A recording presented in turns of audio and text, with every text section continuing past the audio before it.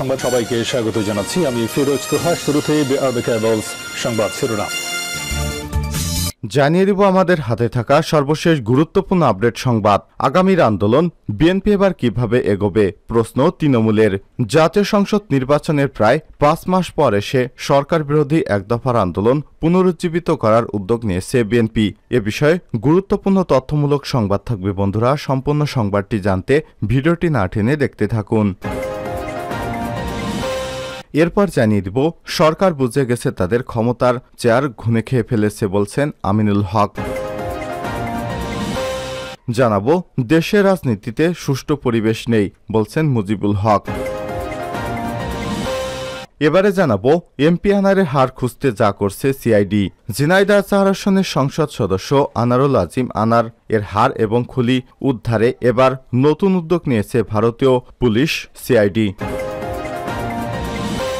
এদিকে এমপি আনার হত্যা, ঢাকায় মামলার তদন্ত তদারকি কর্মকর্তাকে হঠাৎই বদলি। এবং সর্বশেষ জানিয়ে দিব ফিলিস্তিনিদের $10 লক্ষ দেবেন 2 মার্কিন মডেল। ইসরায়েলের অভিযানে বিধ্বস্ত গাজাবাসীর জন্য $10 লক্ষ অনুদানের ঘোষণা দিয়েছে বিশ্বখ্যাত ফিলিস্তিন আমেরিকান মডেল গিগি এবং বেলা হাদিদ। শনিবার তাদের প্রতিনিধি এইসব তথ্য নিশ্চিত করেছেন বলে জানিয়েছে ডেইলি ছাপা পোস্ট। প্রিয় দর্শক, এতক্ষণ শুনছিলেন সংবাদ শিরোনাম, এবারে বিস্তারিত। তবে তার আগে বন্ধুরা, আপনি কোন স্থান থেকে আমাদের সংবাদটি দেখছেন কমেন্ট করে জানিয়ে দিন এই সংবাদ সম্পর্কে আপনার মূল্যবান মতামত। প্রিয় দর্শক, আপনি যদি আমাদের চ্যানেলে নতুন হয়ে থাকেন, ভিডিওটি দেখতে দেখতে চ্যানেলটি সাবস্ক্রাইব করে রাখুন, যাতে করে আমাদের লেটেস্ট আপডেট সংবাদগুলো সবার আগে আপনার কাছে পৌঁছে যায়। এবারে বিস্তারিত। আগামীর আন্দোলন, বিএনপি এবার কিভাবে এগোবে প্রশ্ন তৃণমূলের।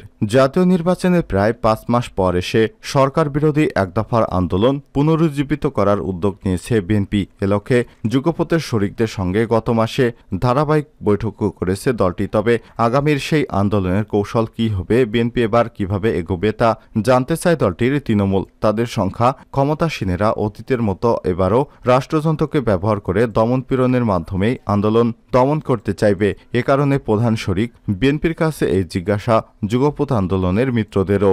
বিএনপি বলছে দলীয় ফোরাম এবং মিত্রদের সঙ্গে আলোচনা করেই সরকার বিরোধী আগামীর আন্দোলনের কর্মকৌশল ঠিক করা হবে।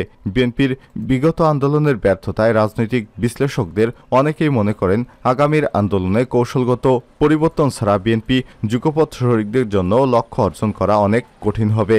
বিএনপি 2014 সালের 10ম জাতীয় সংসদ নির্বাচনের আগে থেকেই সরকার বিরোধী আন্দোলনে রয়েছে, কিন্তু তাদের যে লক্ষ্য অর্থাৎ সরকারের পদত্যাগ এবং নির্দলীয় সরকারের অধীনে অবাধ সুষ্ঠু নির্বাচন, সেটা তারা আদায় করতে পারেনি। বরং এই আন্দোলনের পথে দলটির দাবি অনুযায়ী সারা দেশে লক্ষ লক্ষ নেতাকর্মী ক্ষতিগ্রস্ত হয়েছেন। সর্বশেষ দ্বাদশ জাতীয় সংসদ নির্বাচনের আগের আন্দোলনেও সফলতা পায়নি। এই আন্দোলন করতে গিয়ে সবচেয়ে বেশি ক্ষতিগ্রস্ত হয়েছে দলটির তৃণমূল। তারা জীবনের ঝুঁকি নিয়ে আন্দোলন করেছে, মামলা হামলা অত্যাচার নির্যাতনের শিকার হয়েছেন নেতাকর্মীরা, কারাগারে গেছেন অনেকের ব্যবসা বাণিজ্য দোকানপাট ক্ষতিগ্রস্ত হয়েছে। গ্রেপ্তারি পরোয়ানা এবং আইনি জটিলতায় অনেকে এখনও ঘর ছাড়া, আত্মীয় স্বজন পরিবার পরিজন ছাড়া মানবেতর জীবনযাপন কাটছে তাদের। কিন্তু তারপরও আন্দোলনে রাজপথ থেকে কর্মসূচি পালন করছে বিএনপির নেতারা। আগামীতেও যে কোনো পরিস্থিতিতে কেন্দ্র ঘোষিত কর্মসূচিতে মাঠে থাকার প্রত্যয় তাদের। সরকার বুঝে গেছে তাদের ক্ষমতার চেয়ার ঘুণে খেয়ে ফেলেছে। বিএনপির কেন্দ্রীয় ক্রীড়া বিষয়ক সম্পাদক এবং ঢাকা মহানগর উত্তরের সদস্য সচিব আমিনুল হক বলেছেন, আওয়ামী লীগ সরকার বুঝে গেছে তাদের ক্ষমতার চেয়ার ঘুণে খেয়ে ফেলেছে। এখন সময় এসেছে রাজপথে দাঁড়িয়ে একটা ধাক্কা দেওয়ার। ঐক্যবদ্ধভাবে রাজপথে দাঁড়িয়ে ধাক্কা দিলে ক্ষমতাসীন সরকারের পতন একদম সুনিশ্চিত। বিএনপির প্রতিষ্ঠাতা প্রয়াত রাষ্ট্রপতি জিয়াউর রহমানের 43তম শাহাদাত বার্ষিকী উপলক্ষে রোববার 2 জুন দিনব্যাপী ঢাকা মহানগর উত্তরের বিভিন্ন থানা এলাকায় দুস্থদের মাঝে খাবার বিতরণ কর্মসূচি পূর্ব আলোচনায় প্রধান অতিথির বক্তব্যে তিনি এসব কথা বলেন। আমিনুল হক বলেন, আওয়ামী লীগ সরকার জানে ক্ষমতা থেকে নেমে গেলে দেশের জনগণ তাদের ক্ষমা করবে না, তাই তারা ক্ষমতা হারানোর শঙ্কায় আতঙ্ক আতঙ্কে ভুগছে তাদের দলের দুর্নীতিবাজরা তলে তলে বিদেশে চলে যাচ্ছে। আজিজ বেনজিরকে তারা বিদেশে পাঠিয়ে দিয়েছে এবং তাদের দলের ভিতরে অনেক দুর্নীতিবাজ রয়েছে। আওয়ামী সরকারের মন্ত্রী এমপিদের বাংলাদেশে বাড়িঘর আছে কিনা, কিন্তু বিদেশে তারা সেকেন্ড হোম তৈরি করে রেখেছে। ক্ষমতাসীনদের সমালোচনা করে তিনি বলেন, বিচার বিভাগ হচ্ছে একটা দেশের জনগণের শেষ আশ্রয়স্থল। সেই বিচার বিভাগকেও তারা দলীয়করণ এবং রাজনীতিকরণ করে ফেলেছে। দেশের সব গণতান্ত্রিক প্রতিষ্ঠানকে তারা ধ্বংস করে ফেলেছে।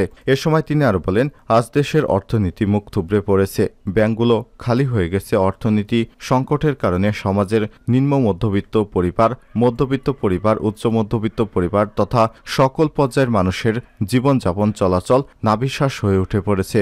দক্ষিণখানে দেয়ানপাড়া 50 নম্বর ওয়ার্ডে দুস্থদের মাঝে খাবার বিতরণে আমিনুল হকের সঙ্গে ছিলেন সাবেক যুবদল নেতা SM কামাল হোসেন জাহাঙ্গীর, মহানগর উত্তরের যুগ্ম আহ্বায়ক মুস্তাফিজুর রহমান সেগুন, হাজী মোহাম্মদ মোস্তফা জামান, মহানগর সদস্য ও কাউন্সিলর আলী আকবর, ABM রাজ্জাক, হাজী মোহাম্মদ ইউসুফ, থানা বিএনপির আহ্বায়ক মোতালেব হোসেন রতন, দক্ষিণ খান থানা বিএনপির যুগ্ম আহ্বায়ক দেওয়ান মোহাম্মদ নাজিম উদ্দিন, আমিরুল ইসলাম বাবলু এবং শাহজালাল, তুরাক থানা বিএনপির যুগ্ম আহ্বায়ক হাজী জহিরুল ইসলাম জহির সহ বিভিন্ন পর্যায়ের নেতৃত্ববৃন্দ।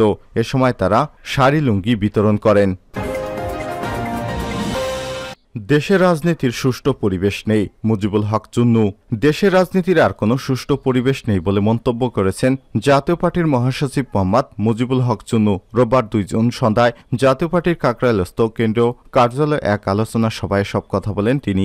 জাতীয় পার্টির মহাসচিব বলেন, দেশে কোনো সুষ্ঠু নির্বাচনের পরিবেশ নেই। শাসক দলের টাকা প্রশাসনে দৌরাত্ম্য, দলীয় আওয়ামী লীগের নেতাকর্মীদের দুর্বৃত্তায়নে অন্য কোনো দল টিকে থাকতে পারছে না।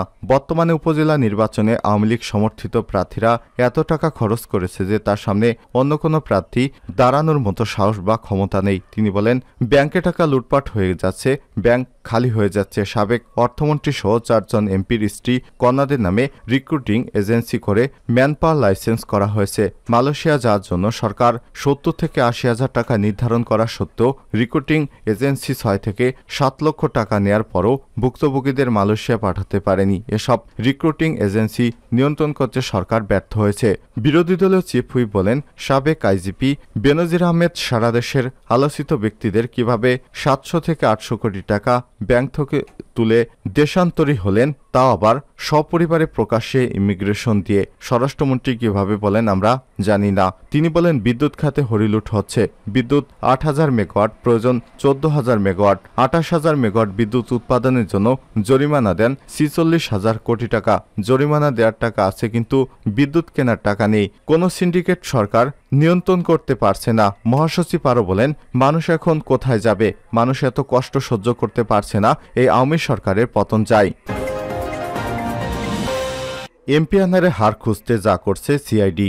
ঝিনাইদহ 4 আসনের সংসদ সদস্য আনারুল আজিম আনারের হার এবং খুলি উদ্ধারে এবার নতুন উদ্যোগ নিয়েছে কলকাতা পুলিশ। রোববার 2 জুন ভারতের বিভিন্ন সংবাদ মাধ্যম জানায়, পশ্চিমবঙ্গের বাগজেলা খালের নোংরা পানিতে ডুবুরিদের কাজ করতে সমস্যা হচ্ছে, তাই নৌসেনা এবং উপকূলরক্ষী বাহিনীর সাহায্য নিতে প্রক্রিয়া শুরু করেছে সিআইডি। আনন্দবাজার পত্রিকার প্রতিবেদনে বলা হয়েছে, এমপি আনারের দেহের হাড় এবং মাথার অংশ টুকরো টুকরো করে ভাঙড়ের পোলেরহাট থানার কৃষ্ণমাটি এলাকার বাগজোলা খালে ফেলা হয়েছে। সন্দেহভাজন খুনি জিহাদ হাওলাদার এমন দাবির পর সেখানে 7 দিন ধরে তল্লাশি চালেও কিছুই পাওয়া যায়নি। উন্নত প্রযুক্তি ব্যবহার করলেও হাড় বা মাথার খুলি অংশ উদ্ধার করতে পারে বলে মনে করছেন সিআইডির কর্মকর্তারা। এর আগে কলকাতার নিউ টাউনের সঞ্জীবা গার্ডেনের বিলাসবহুল আবাসনের সেফটি ট্যাঙ্ক থেকে যে মাংসপিণ্ড উদ্ধার করা হয়েছে সেগুলো আনারের কিনা তা জানতে ফরেনসিক পরীক্ষায় পাঠানো হয়েছে। রিপোর্ট পজিটিভ হলে এমপি আনারের মেয়ে কিংবা তার কোনো আত্মীয় স্বজনের সঙ্গে ডিএনএর প্রোফাইল ম্যাচিংয়ের জন্য পাঠানো হবে ল্যাবরেটরিতে। প্রসঙ্গত গত 12 মে চিকিৎসার জন্য চুয়াডাঙ্গার দর্শনার গেদে সীমান্ত দিয়ে ভারতে যান সংসদ সদস্য আনারুল আজিম আনার। ওঠেন পশ্চিমবঙ্গে বরাহনগর থানার মণ্ডলপাড়া লেনে গোপাল বিশ্বাস নামে এক বন্ধুর বাড়িতে। পরদিন ডক্টর দেখানোর কথা বলে বাড়ি থেকে বের হন তিনি। এরপর থেকেই রহস্যজনকভাবেই নিখোঁজ বাংলাদেশি এমপি আনারুল আজিম।